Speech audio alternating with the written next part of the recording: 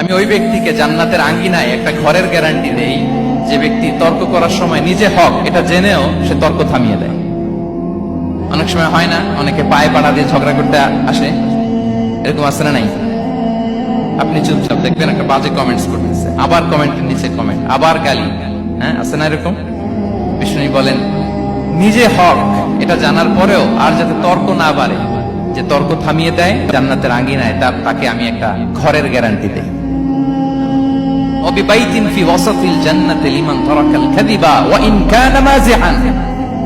আর ওই ব্যক্তিকে আমি জান্নাতের মাঝখানে একটা ঘরের গ্যারান্টি দেই যে ব্যক্তি কৌতুক করার সময়ও মিথ্যা পরিহার করে। করতেছে কৌতুক, ফান করতেছে, হি ইজ কিডিং, পান করে, কৌতুক করে, কিন্তু কৌতুকের সময় সে মিথ্যা বলে না।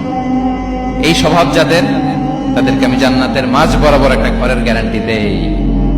এরপর বিষ্ণু কি বলে দেখেন, তিনি বলেন ওয়াবিবাইতিন ফি আ'লাল জান্নাতি লিমান হাসানা খুলুকাহ। আর জান্নাতের একেবারে হাইস্ট পিক অফ প্যারাডাইস, জান্নাতের সর্বোচ্চ স্তরে আমি একটা ঘর বা একটা বাসভবনের গ্যারান্টি ওই ব্যক্তিকে দেই যে তার আচরণটা সুন্দর করেছে,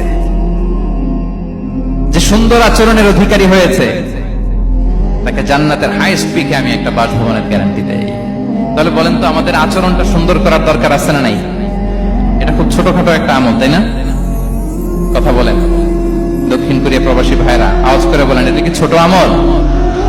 দেখলে সালাম দিব, সুন্দরভাবে কথা বলবো, ভালো উইশ করব, হ্যাঁ, হিংসা জিঘাংসা অহংকার থেকে মুক্ত থাকবো, খিটখিটে মেজাজের হব না, অলওয়েজ স্মাইলিং ফেস থাকবে আমার, হৃদ্যতাপূর্ণ আচরণ। এই কাজটা কি ছোট আমল? আওয়াজ করে বলেন, এই আমলটা কি ছোট না বড়?